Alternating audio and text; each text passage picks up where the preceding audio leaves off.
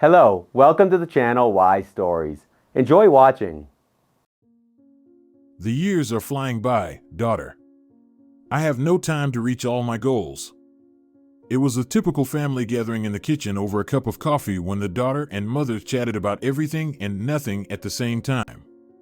In such moments, the conversation could truly be about anything. That old neighbor who had already passed 75 and had 5 cats living in her apartment, about how young people have become spoiled these days and how it wasn't like that in their time, and many other topics.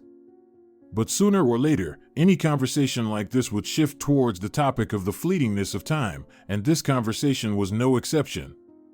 "What do you want to reach, Mom?" the 30-year-old daughter asked. Her name was Ulia.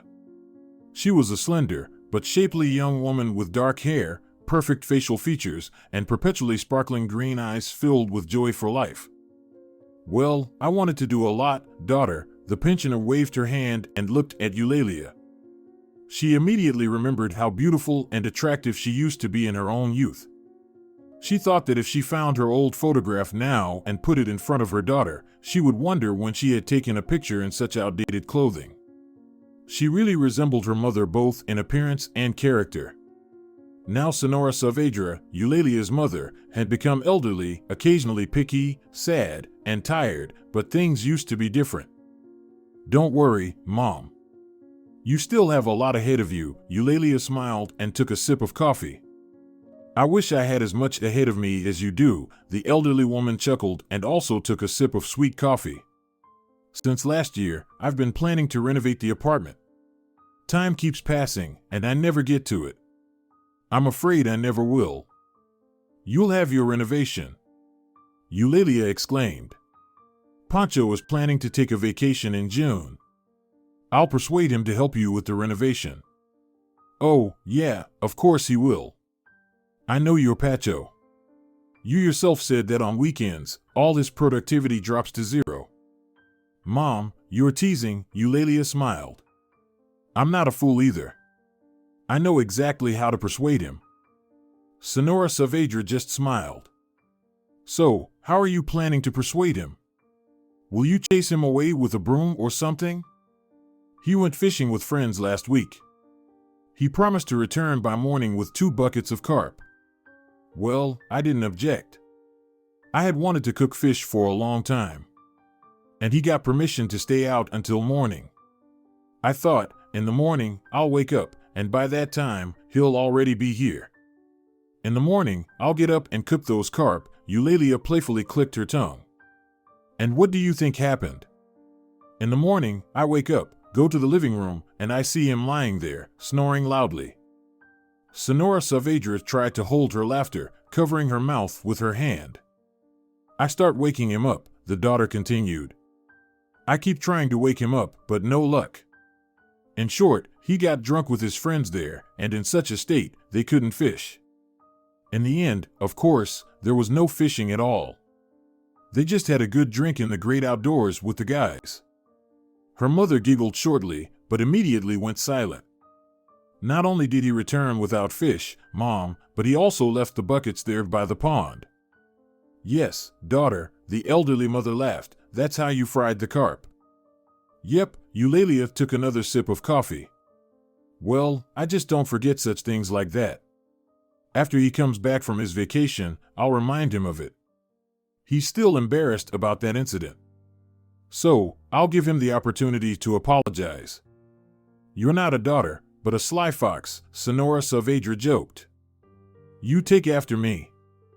Mother and daughter laughed and continued discussing various everyday topics. 2 days had passed since the pleasant conversation with her mother in her kitchen over a cup of delicious coffee. Ulia returned to her daily life after the weekend, and her routine was back to work, home, work, home. She was a hard-working woman, so such a schedule didn't bother her at all, especially since she enjoyed her job. She worked as an economist at the local hospital. She had a good reputation among her colleagues, and she occasionally dreamt of getting promoted to the position of chief economist. Her salary was quite satisfactory, but there was always room for improvement. Her supervisor was a woman over 60, and lately, she had been talking about retiring. She was a pleasant woman, but she only appeared that way when she wasn't at work. During working hours, she, like any responsible manager, pushed her subordinates hard, including Eulalia, but it didn't bother the young woman. Returning home that day, Eulalia Vidal found her husband sitting on the couch, watching football and sipping on a cold beer. Francisco Vidal, her husband, was a regular working guy who, after a tough day at work, just wanted to relax with some beer while watching a minor football match. He would have been perfectly fine working at a brick factory, and it probably would have suited him, but fate somehow led him to achieve great heights in advertising within the city. He was 32 years old and had started working in this field 7 years ago. He had a mysterious fascination with marketing, and due to the lack of opportunities to showcase himself independently, he had to find a job at an advertising agency in the city. One could say that he ended up in the right place at the right time because just 6 months after he started working there, a large organization that produced soap approached the agency. They claimed to have developed an innovative soap that had not yet been seen, and they wanted to effectively advertise their product to recoup their costs. At the time, Francisco was only involved in developing the advertising plan for this organization as an intern or something similar. He didn't actually handle the PR work for the client, but he didn't miss the opportunities to gain experience and observe how the big specialists worked. He learned a lot during that time and even managed to make a small impact. He suggested the initial design for the logo for the soap brand, which his colleagues enthusiastically embraced. For this, he received a bonus and elevated himself in the eyes of his superiors. Now, after 7 years since Francisco started working at this advertising agency, he had risen quite well. He was now one of the leading specialists in the agency. Concurrently, he managed his social media accounts, which had also become relatively popular. He simply enjoyed life and earned a good income. But at the moment, as he sipped beer from a large beer mug and watched yet another football match on TV, he had no concern whatsoever. "Hi," Eulalia said, entering the living room, and only then did her husband pay attention to her. "Oh, hi. You came early. I was expecting you around 7. "Yes, they let me go early today. I submitted the payroll report for March. Sonora Palacio let me leave, but I'm sure she'll review it tomorrow, and she'll find something to nitpick." "Your Sonora Palacio seems a bit strange," Francisco commented, still focused on the TV. "She should retire. Every time you talk about her, you mislead me. Sometimes you chat with her as if you're old friends, and then she scolds you and almost fires you from work." No, she's a good woman," Eulalia replied calmly. "She separates work from everyday life. As my boss, she has every right to shout at me and scold me, but as just a conversational partner, I won't allow her to do that, and she wouldn't allow it either. I'm sure of that." "Well, we'll see," Francisco said with a hint of skepticism. "I don't really understand how things work over there. If I were the chief economist for the entire hospital, I'd probably behave the same way," Eulalia said as if ignoring her husband.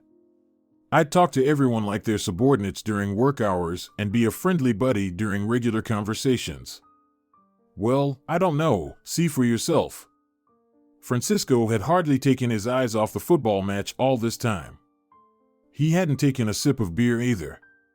At first, Eulalia wanted to scold her husband in a typical wife's manner for buying beer again without reason, but then she decided it would be unnecessary.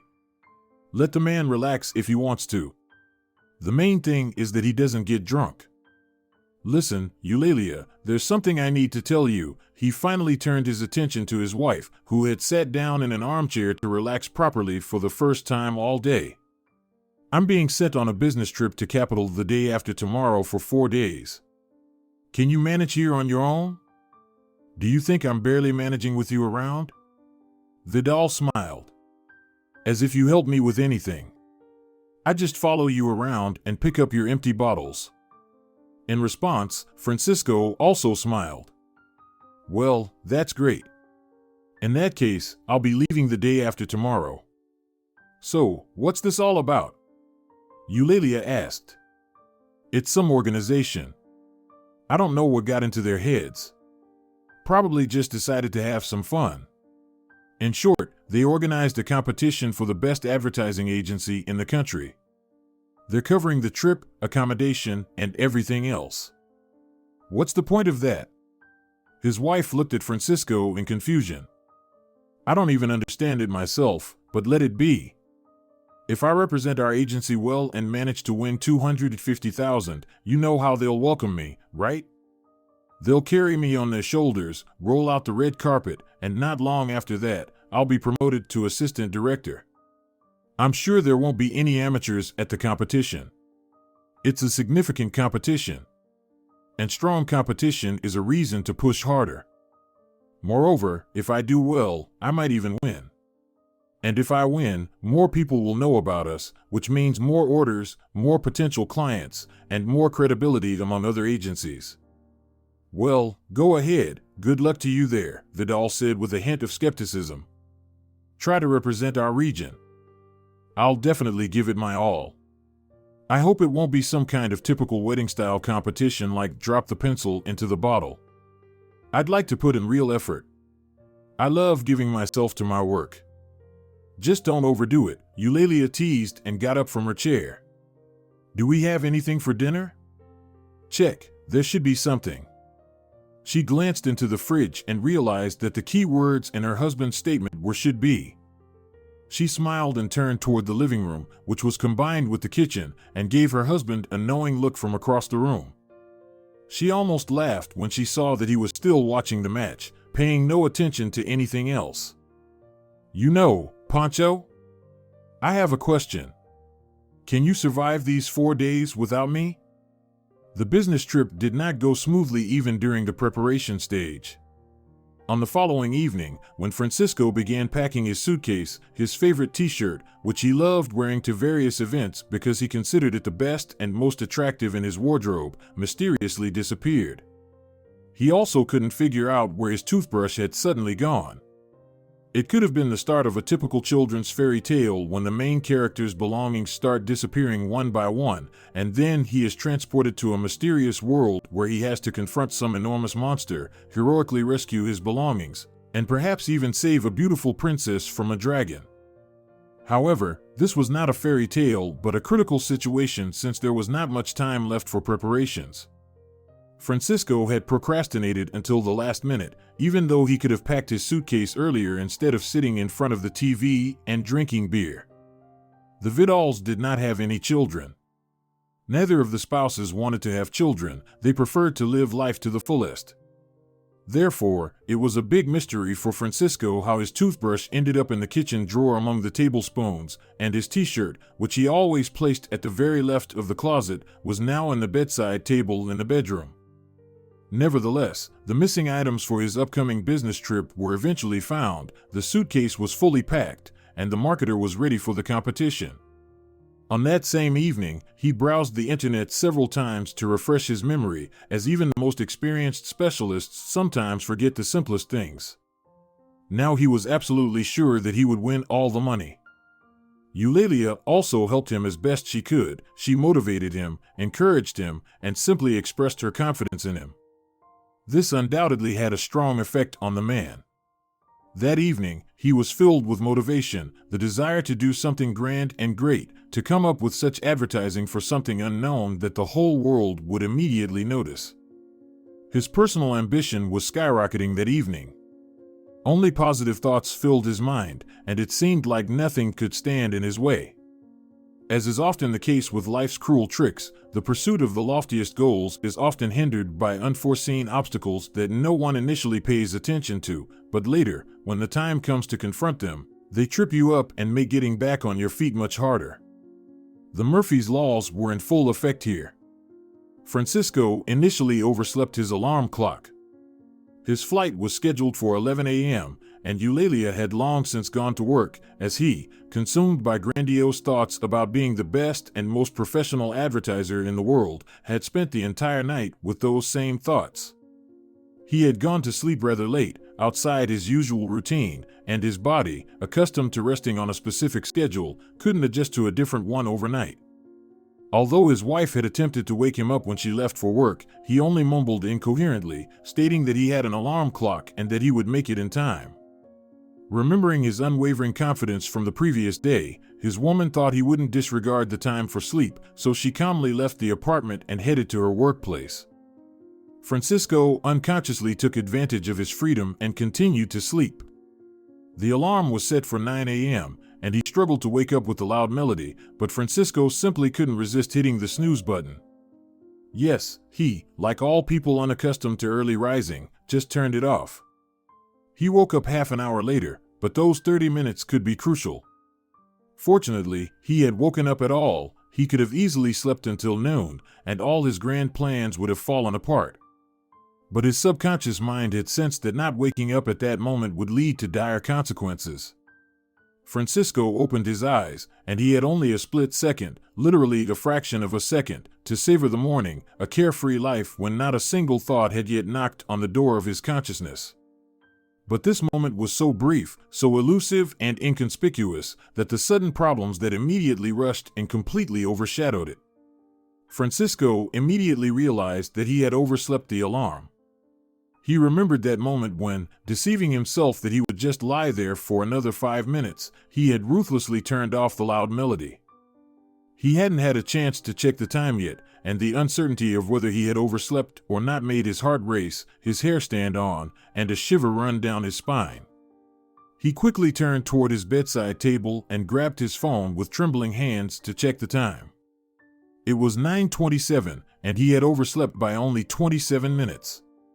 It was bad, but not as bad as if he had overslept by an hour and 27 minutes. Everything was certainly not going well, but it could have been much worse.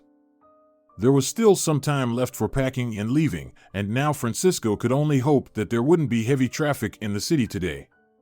According to his plan, he should have been in a taxi by now, discussing random matters with the driver, but he had just woken up. He jumped out of bed, rushed to the bathroom to wash up, and here awaited him yet another so-called underwater stone that he had unconsciously placed in his own path the night before. His toothbrush was now in the suitcase, probably at the very bottom, so to brush his teeth, he would have to dig through all the things he had already packed.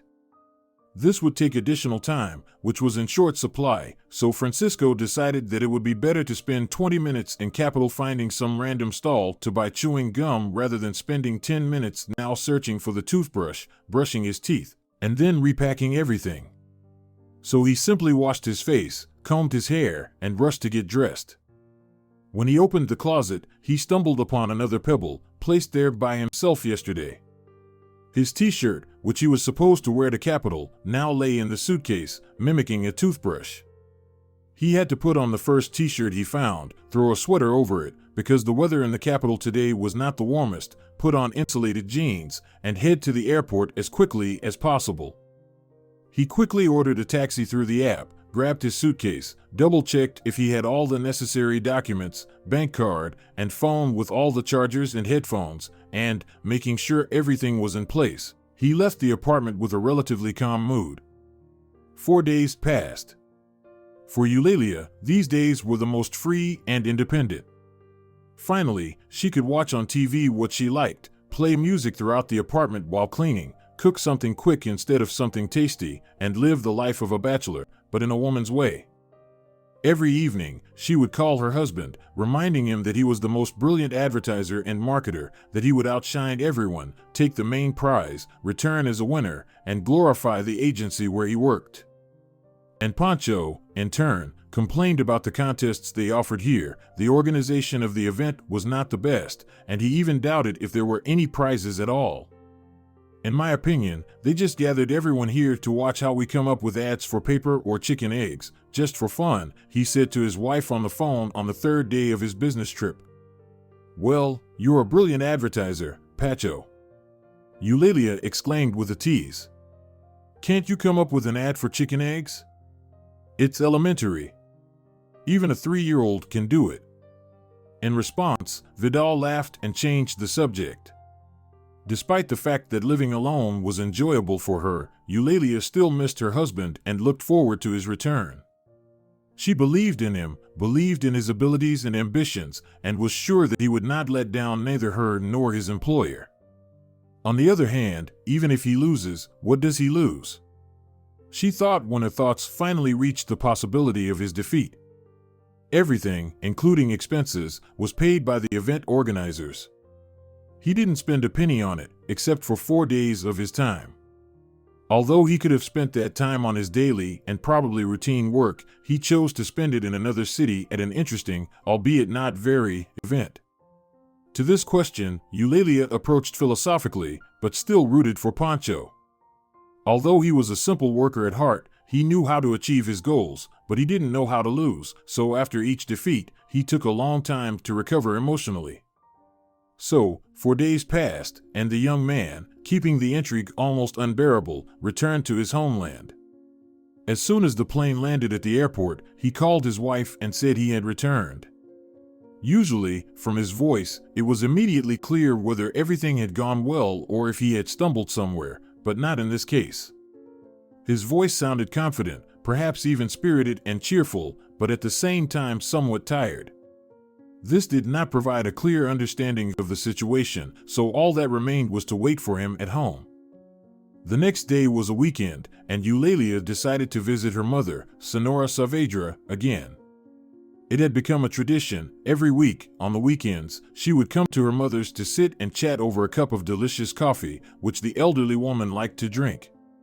After coordinating with her mother over the phone, Eulalia made sure her mother was ready to receive her as a guest and had no plans that her visit might disrupt. She then called a taxi and headed to her mother's place. The ride was short since Senora Saavedra lived not far from her daughter's place, and within 20 minutes, Eulalia arrived at the same apartment where she had grown up and spent her youth. Every time she entered the familiar courtyard, she couldn't help but think that time was indeed fleeting, and soon enough, she would be sitting in her own kitchen, thinking about all the things she hadn't accomplished yet. The old abandoned sandboxes, overgrown with ivy and cobwebs, evoked mixed feelings in Eulalia. First and foremost, she remembered the carefree childhood days when she didn't have to worry about work, salary, and unpaid bills. She immediately wanted to reconnect with the friends she had grown up with, gather the same group after almost 20 years, and play in the sandbox or indulge in tag, ignoring the gazes of passers-by. But there were other memories that Eulalia tried hard to push away. Memories that made her feel sick. Memories that immediately triggered panic and anxiety. Memories she was afraid of. Her father. Each person has their own definition of this word, and it usually spans many pages in the imaginary biographical book. For some, it's hope and support, a hero and an authority figure, the breadwinner of the family. Of course, for some, it's just some letters that don't signify anything special because they either never knew their parent or had seen them only a few times. Some find irritation in these 4 letters because they know about their father from their tearful mother's stories. But for Eulalia, it was an entirely different story. For her, it wasn't just a painful memory. It was literally a malignant tumor in her memory, a large and black blot on the pages of her biography. He was probably the only person she wouldn't help if she saw him on the street with a sign asking for food. She wouldn't feel any daughterly emotions towards him because she knew about him not just from her mother's stories. The life of the Saavedra family, which was the surname of Eulalia's mother and her own maiden name, started quite well. Just 10 months after their wedding, Rita and Pablo welcomed a beautiful and naturally talented daughter into their lives, a daughter they had never even dreamed of. When Rita returned home from the maternity ward, Pablo swore that he would provide for the young family as long as he could stand on his own 2 feet. Those were tough times, especially for their family. Pablo Saavedra, who had joined a tractor factory right after his military service and worked as a fitter, had great experience in the field. He never expected that the new owners of the enterprise would lay him off as easily as snapping their fingers. For a long time, he held on to the hope of returning to his job there. For some reason, he couldn't see any other prospects for stable employment. But soon, the factory closed down. While it was in its last months, the man found ways to make some extra money wherever he could. He had a car, and from time to time, he worked as a taxi driver. He also took on odd jobs as a loader at the nearby grocery store. And all this time, he just looked at the factory where he had worked for over 10 years. When the factory closed, The last glimmer of hope in the man's eyes flickered and then disappeared without a trace. It was as if his life had lost all meaning. He didn't know where to find work anymore. As time went by, he began to blame his wife for everything. He said that she had chosen the worst time to have a child. He accused her of ruining his life, and if it weren't for her and their daughter, he would be bathing in gold right now instead of living on borrowed money. That's how the Saavedra family lived for 6 years. When little Eulalia turned 1, Rita had to go to work herself. She worked as a baker at a bakery, and in 1 month, she even received her salary in the form of the very bread she baked. Money was in dire shortage to support herself, her little daughter, and her perpetually dissatisfied husband, but the family somehow held on. Some more time passed, and things began to disappear from the house. At first, Rita couldn't find her old china set, a gift from her friends from France. Then, pieces of clothing started to vanish. It reached absurd levels. One evening, when Rita returned from work and picked up her daughter from the neighbor, whom she had been leaving her with, she didn't find the TV at home, and along with it, Pablo had evaporated from the apartment. But she still held on to hope that he would return, and everything would be all right. She had a deluded confidence that things would work out. Her Pablo would find a job, and the family would live a happy and joyful life again, but that was never meant to happen. The family's situation deteriorated over time, and her husband started disappearing more and more frequently. The last time Eulalia saw her father was when she was 6. She vividly remembered their last meeting. It was a summer morning, not too hot yet, and a cool breeze was blowing. A pleasant warm atmosphere filled the air. There was half a watermelon in the fridge, and the little girl asked her mother to cut her a few slices. By that time, her father hadn't been home for several weeks. Eulalia didn't pay much attention to it since she hadn't seen much of him since infancy. But for Rita, it was a matter of concern. She worried about her husband, a kind of Stockholm syndrome. The young woman cut a few pieces of watermelon for her little daughter, and she sat down at the table to enjoy the delicious red fruit. At that moment, voices of elderly women gathered near the entrance, a common sight in the mornings. The Saavedra family lived on the second floor, so everything was clearly audible. They were scolding someone, berating a man for something. There was silence in response. Eulalia didn't listen closely, but subconsciously, she understood where it was headed. Meanwhile, Rita felt a chill running down her spine as she waited in anticipation. Intuition didn't fail her, and after a few seconds, the door to the apartment creaked open. A very thin man appeared in the hallway, his face covered in wrinkles. The hair on his head was already starting to fall out, and his legs could barely carry him. He walked into the kitchen. "Oh, here he's back," Rita Saavedra said disapprovingly, not looking her husband in the eyes. "I'm back," he replied indistinctly, approaching closer. "Why are we so unhappy?" He was clearly very drunk, as even Eulalia, sitting at the other end of the kitchen, could smell the alcohol on her father. "You've been away for a week," the woman muttered. "Where have you been wandering? Have you seen yourself, Pablo?" Thin as a pencil. "I'm perfectly fine," Pablo yelled after standing still for a whole second, digesting what he heard. "At least you all here are well-fed, right?" He cast a contemptuous glance at Eulalia, who was sitting peacefully at the table, eating watermelon. Inside, she was a little afraid of her drunk father, but for some reason, she was sure he wouldn't touch her. "Look at her, she's feasting here," he said to his daughter, "while Daddy is getting skinny, and she's indulging herself." "Shut up." Rita's patience had run out, and she poured out all her emotions that had been building up inside, right into her drunk husband's face. "What are you spending money on? Booze and drugs? Do you think I'm a fool? Do you think I don't know why you've lost so much weight so quickly? Hell no. He's not eating enough, they say. You're boozing and getting high all over the place, and we're to blame, huh? Shut up, you cow." The man yelled just as unintelligibly. "I'm the man of the house, and I'll decide what to do and what not to. And you should close your mouth and cook me something to eat instead of babbling nonsense. And you, daughter, move aside." Let Daddy have something to eat. Eulalia was sitting there, watching this scene, feeling like a little spectator in a movie theater. She didn't even move. What did I tell you, kid? Pablo began to move towards his daughter. Don't touch the child. Rita pounced on her husband with her fists and started pushing him towards the exit. If you don't respect yourself, at least respect others, you jerk. Get out of here. You calm down, you prostitute. Pablo shouted even louder, and it seemed like the entire stairwell could hear this another family quarrel at the Saavedras. I want to eat. They won't let me into my own house. Pablo clenched his thin hand into a fist as tightly as he could, despite his drunken state, and, regardless of his condition, he swung, and domestic violence was a regular occurrence in their family. There were many incidents Eulalia could tell about, but this one was the most severe and painful, but it was also the most memorable, mostly because it was the last. Eulalia's father had indeed been heavily involved in substances in the weeks leading up to that moment. It was unclear where he got the money for them and through whom he acquired them.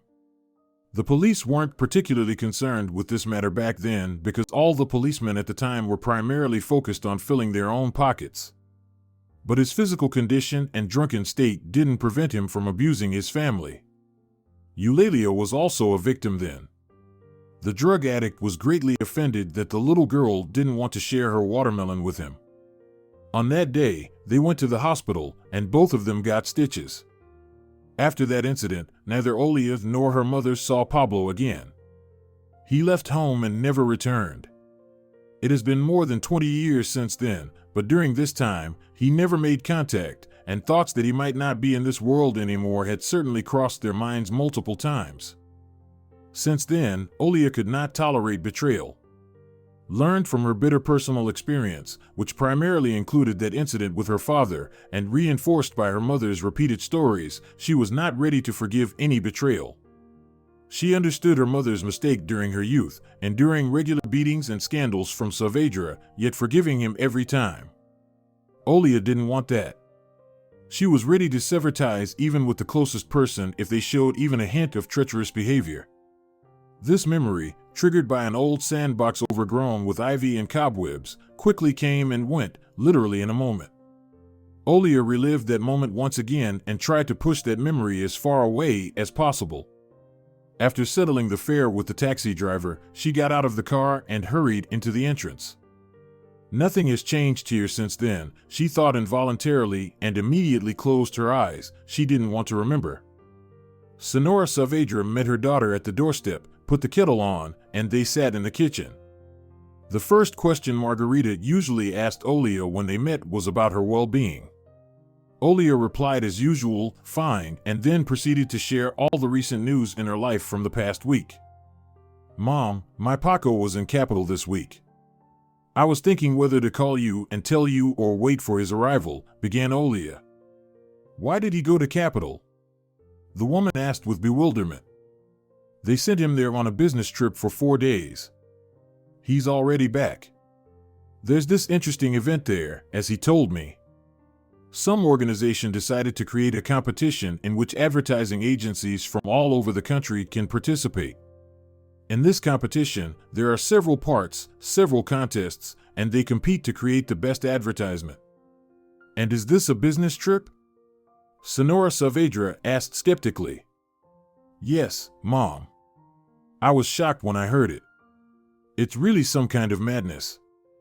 So, the grand prize there was won $250,000, and only the first place counts.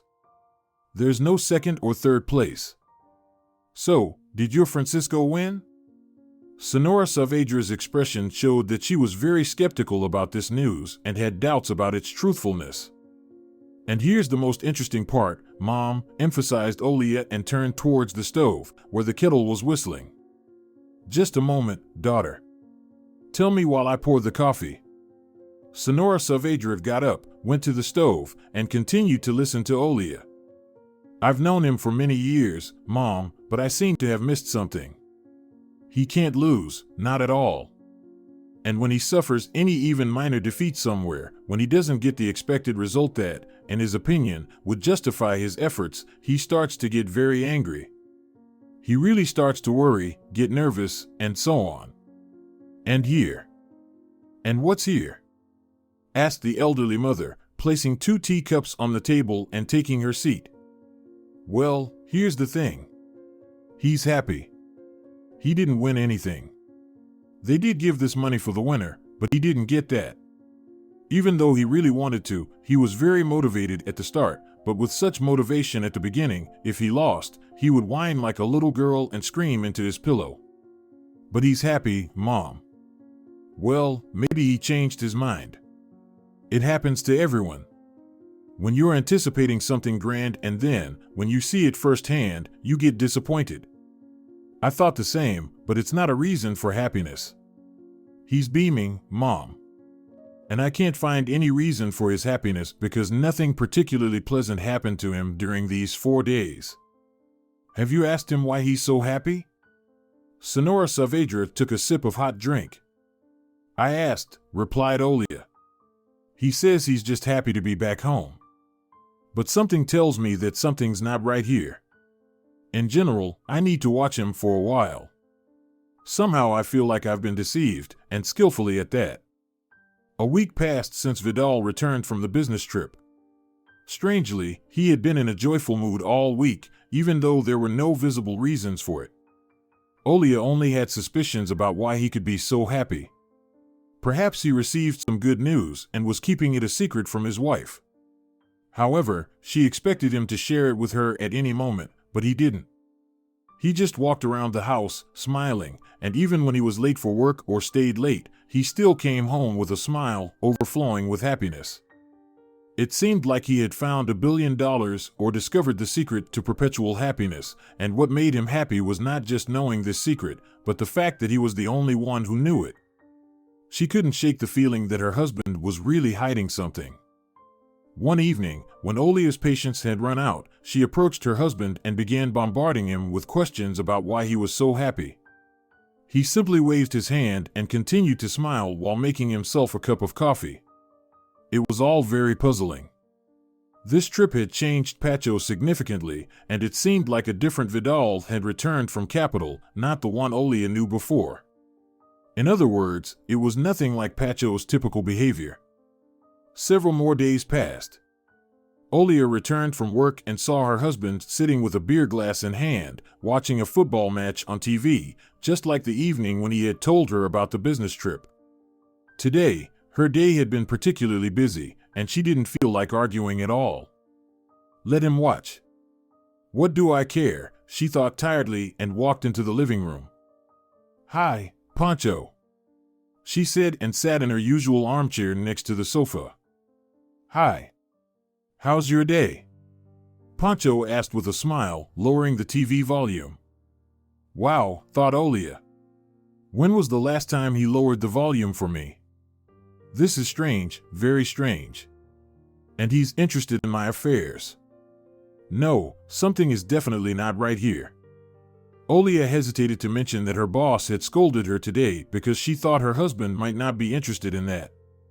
She felt he had asked the question to share something.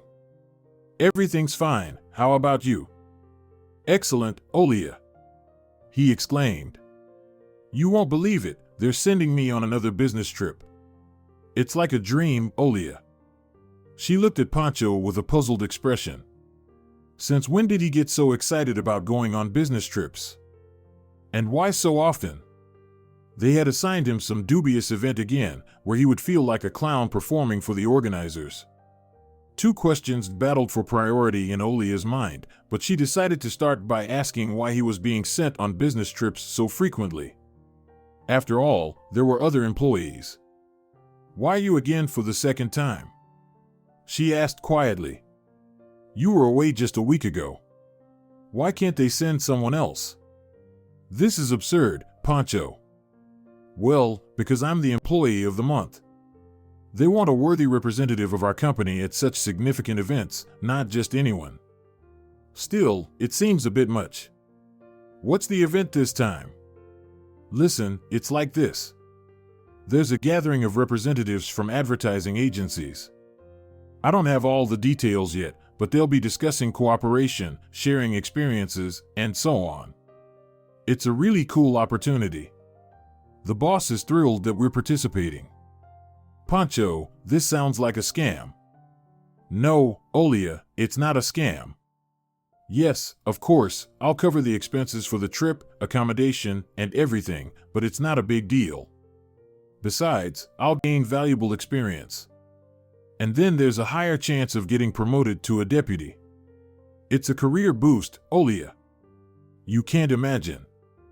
A career boost is when an entire company is transferred to you immediately and they hire the best employees for you, she said, rolling her eyes. Pacho, please don't go on this business trip. Ulia, I can't refuse. It's mandatory from the management.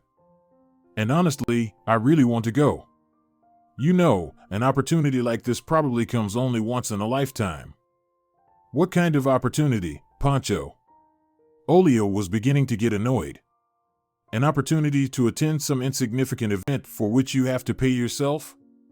No, seriously, it's all great, but it's also very foolish. It's not such a fantastic opportunity. Ulia, there will be such specialists there. The best marketers in the country. I can't miss this event, really. I'll tell you honestly, I could decline the trip. They gave me a choice and either I go, or they take Tono Alvarez instead. And why should I give such a golden opportunity to Tono Alvarez when I can go myself? Despite all my respect for him, no. I won't hand over such a juicy morsel to anyone else. All right, Ulia conceded. When is your business trip then? I always get a day's notice, so it's the day after tomorrow. The day after tomorrow, Ulia repeated in a hushed tone, as if pondering something. All right, I understand.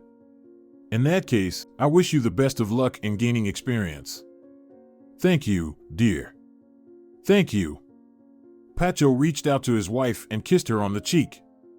Now, he added, please, prepare some food, and smiled.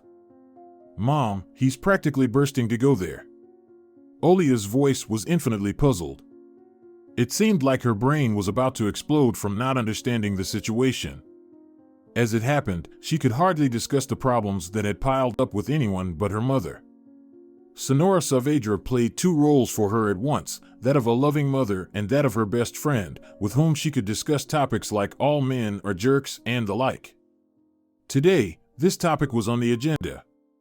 Tomorrow, Pacho was supposed to leave on another business trip, the legitimacy of which Ulia didn't particularly believe in and had strong doubts about.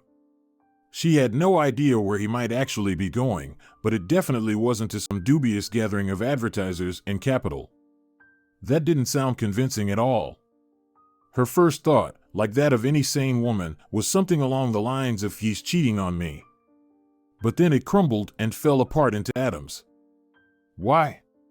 Because Ulia was sure he loved her. Yes, he might not demonstrate it as openly as she wished, but she was convinced of it. She didn't need to hear from him, darling, I love you, or sweetie, how did you sleep, repeatedly. She valued actions more than words, and Pancho did demonstrate through his actions that he cared for his wife.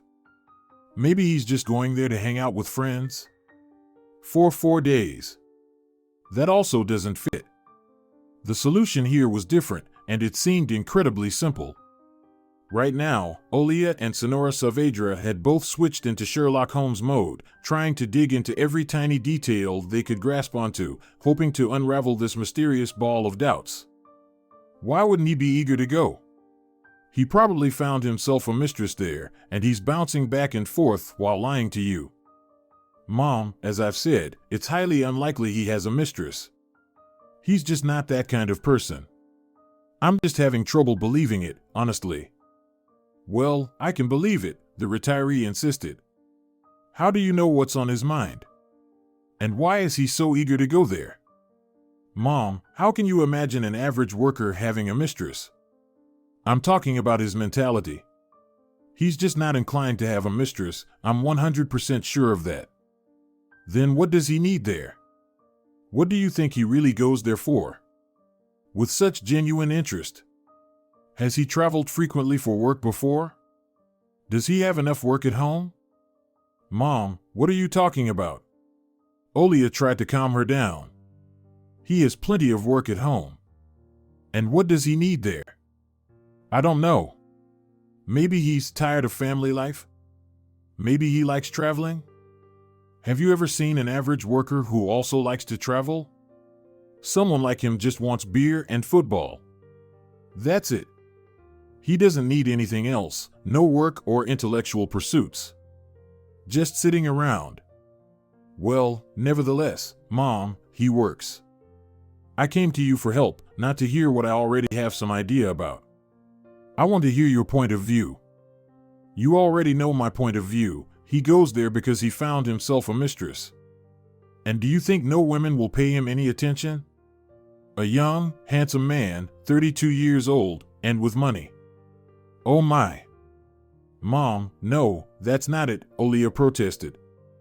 Ulia, you're also doing it wrong now. Senora Saavedra looked straight into her daughter's soul, simply by looking into her eyes. You say that you came to hear my point of view. I express my point of view, and you say that it's not it.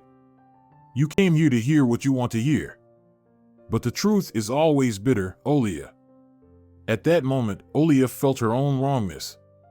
Only now did she realize that her mother was right. Her certainty at the moment made no sense because Pancho could really be going anywhere. But still, the girl continued to doubt that her husband was cheating on her. Mom, well, let's reason logically. He never gave any reason before. He was never seen with any other women. He doesn't seem inclined to cheat. Now let's look at it from another angle, her mother said. He went on a business trip to Capital once, and now he's going for the second time. What's the second reason to go there?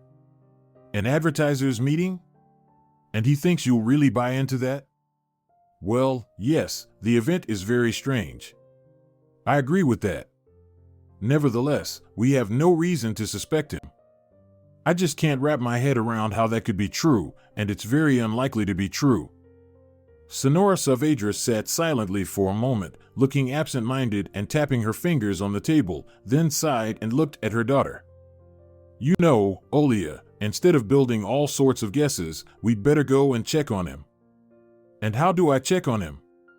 Go with him? Ulia was surprised. No, I have work end. What does that have to do with it? The old lady waved her hand. You know how clever and enterprising people do it? They buy radio bugs, put them in his suitcase or pockets, and then listen. Like a miniature recorder that will tell you everything. Ulia, wide-eyed, looked at her mother and felt a smile gradually appear on her face. Mom, have you been watching spy movies? In response to this, Senora Saavedra just smiled. In general, the plan was indeed workable. To slip a wire into her husband's suitcase, one that would record everything that happened there, was the perfect scheme. Knowing Pancho, there was no doubt that he would put his suitcase in the room where he would sleep. So, all the juiciest details of his trip, which the pseudo-detectives were trying so hard to find, should surface in a couple of days.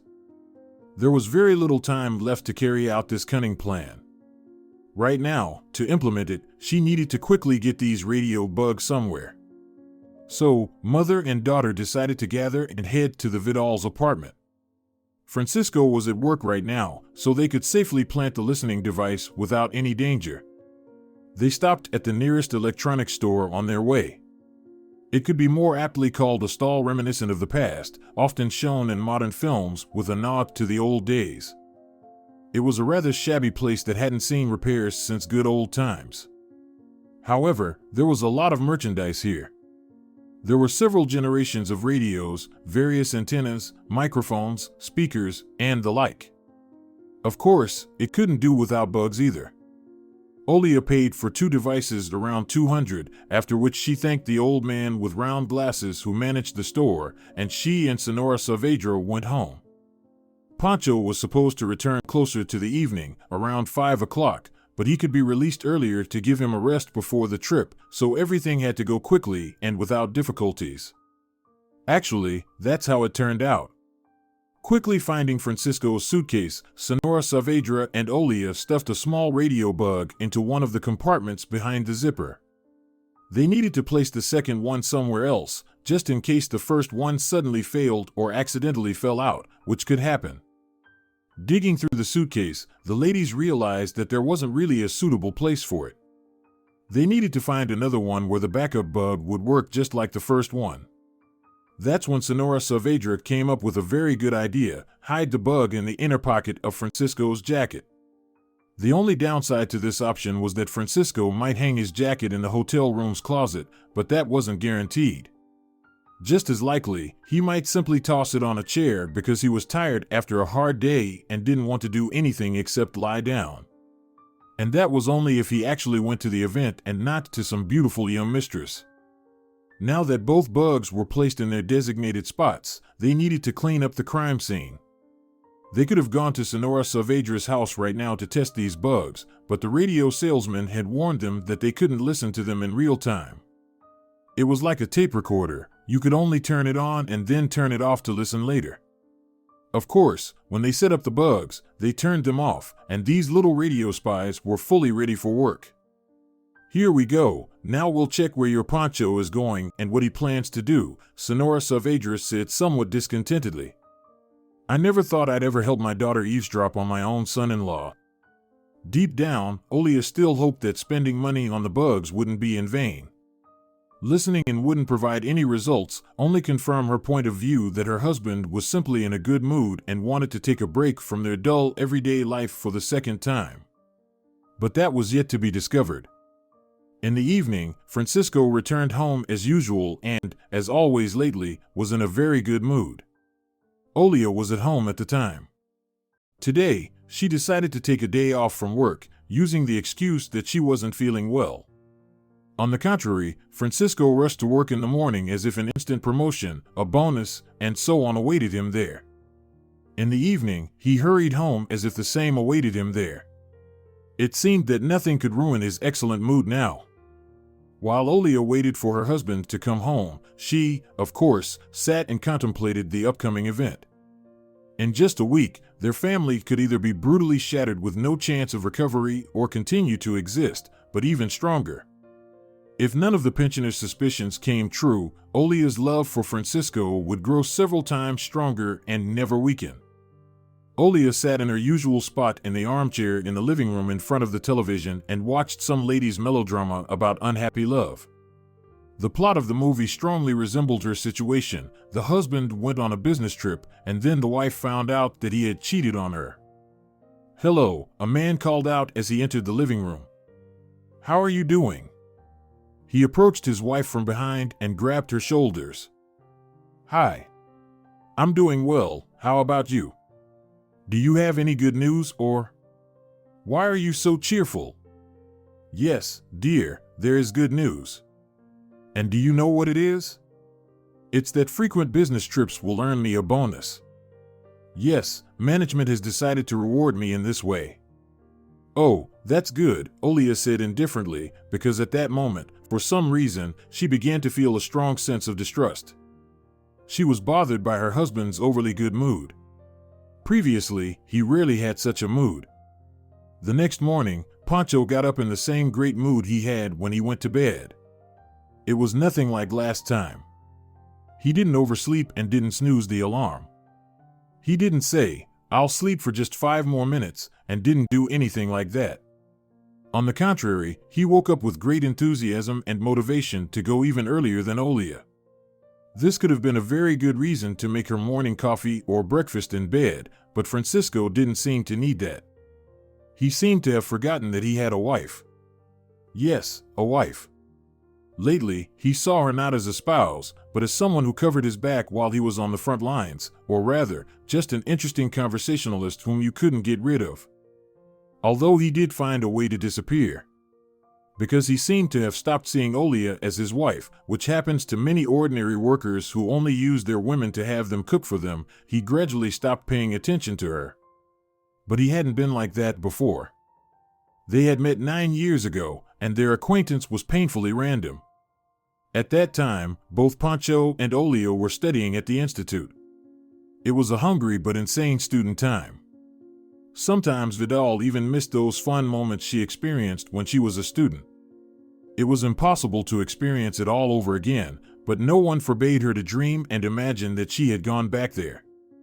She often liked to remember the case when one of her fellow students, in a semi-drunken state, tried to climb through the window on the third floor of the dormitory because the doorwoman, who was on duty 24 hours a day, stopped letting people in after 11 p.m. The whole dorm watched, and everyone just fell over laughing. Even Ulia, who felt sorry for this guy all the time for some reason because he was getting bad grades from the teachers, couldn't help but laugh. In the end, the guy did manage to get into his room in the dormitory, but he was severely reprimanded when this information reached the institute's management. On one of those days, the student Ulia was returning to the dormitory after a party. The time was already approaching 10 p.m., and she didn't worry at all about being late.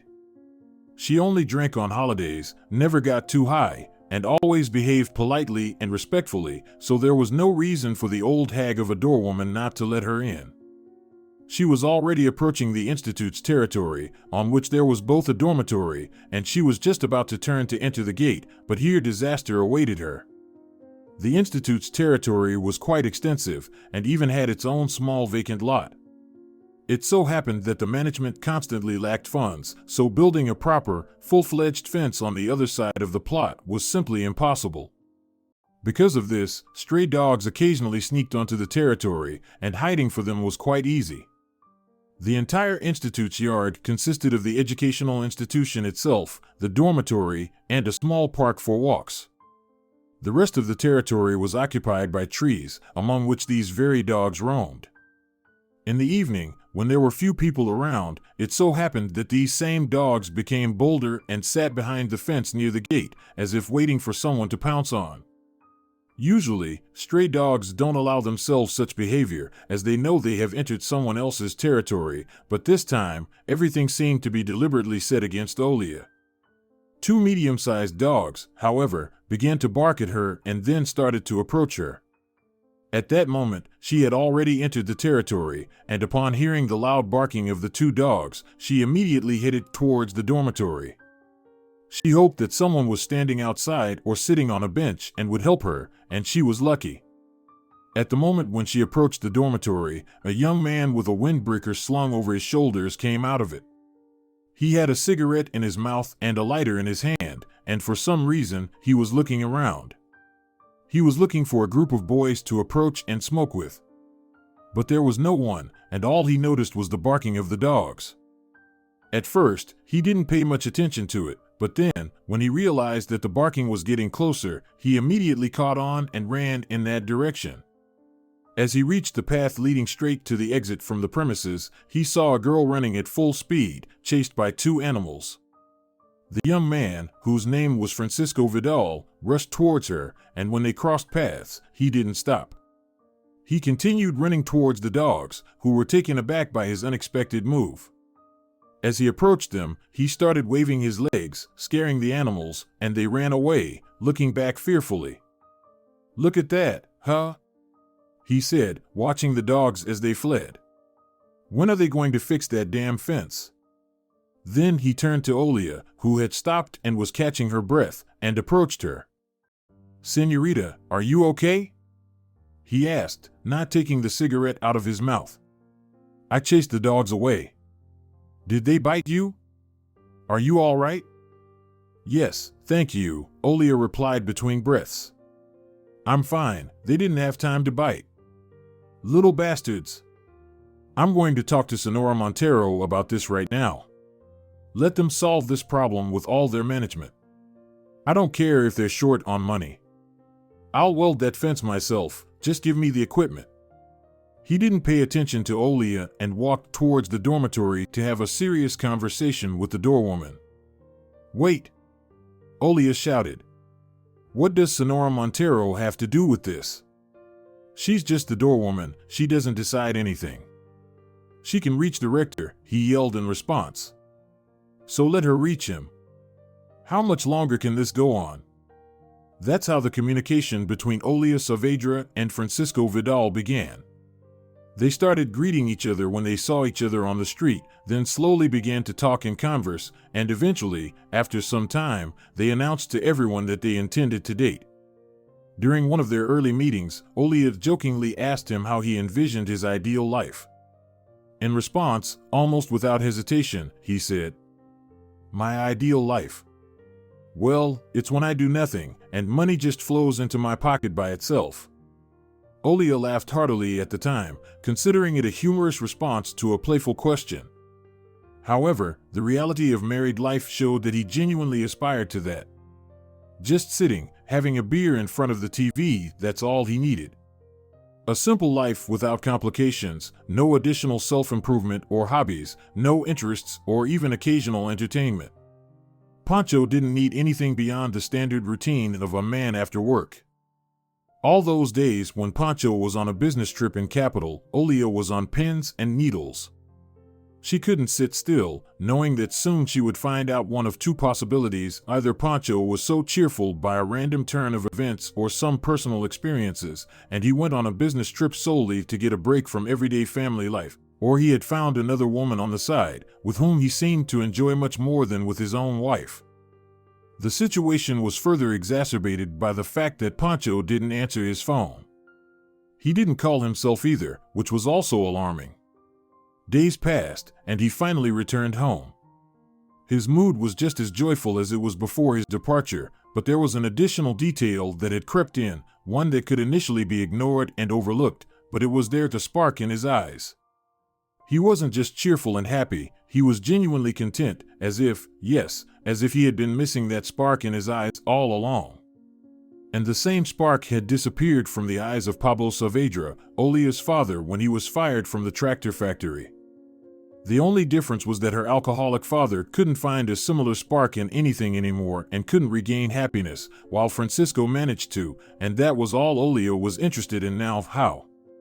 She didn't bring it up out loud, she just drew her conclusions.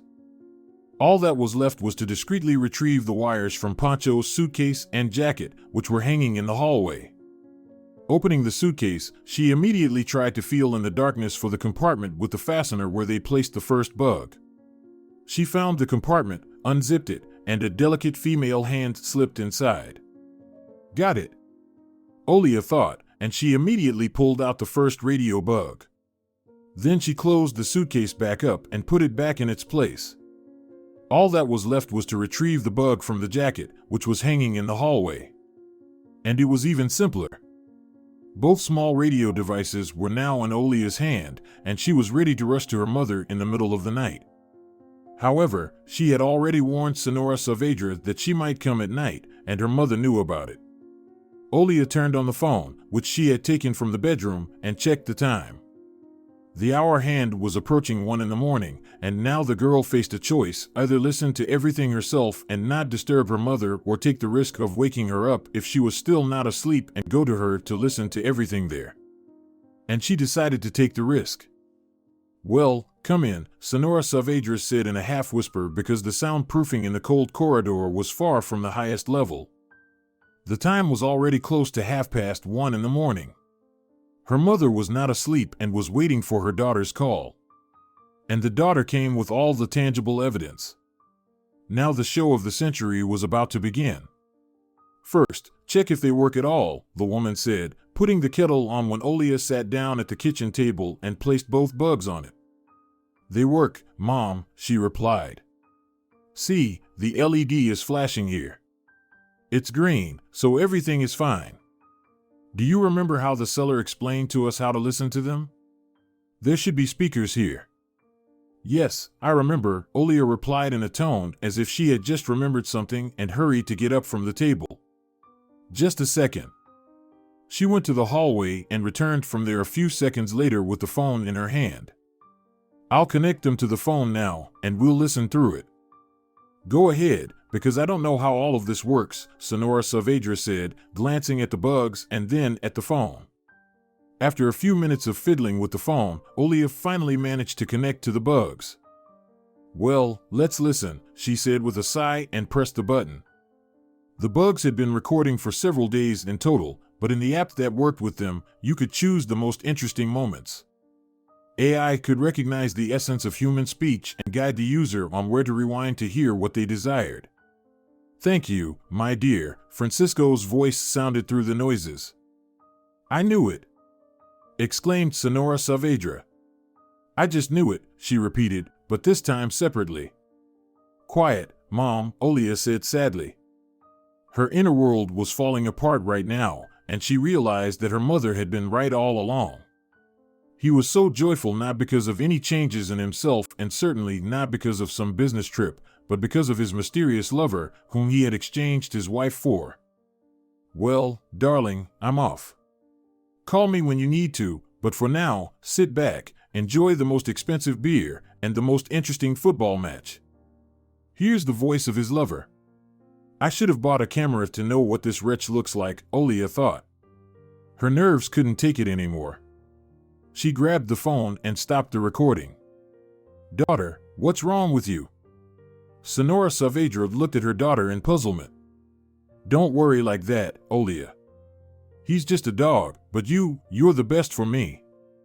"I'm going to call him now and say everything," Eulalia said and dialed her husband's number. Time passed.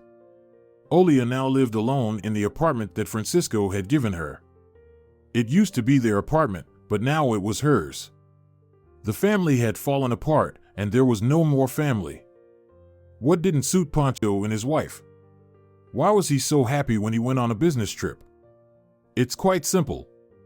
Since that first meeting with his future wife, Ulia, when she asked him about his ideal life, and he replied that the best life is when money flows into his pocket on its own while he does nothing, and nothing had changed.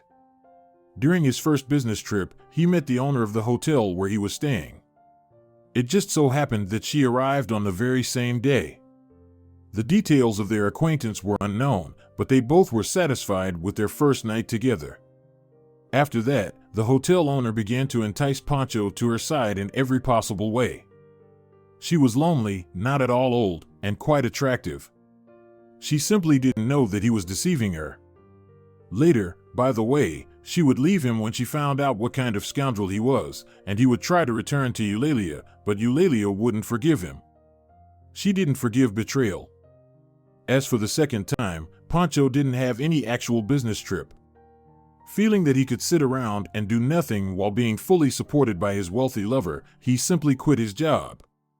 She really provided him with everything, allocated a room for him in her hotel, bought him beer and food, various souvenirs, and so on. She even wanted to go back home with him, but he lied and said he was living with a sick mother. He fell in love with the free ride, quickly got used to the good life, and decided to risk everything he had, but he lost, and he lost big. If you're enjoying it as well, leave a like and subscribe to the channel.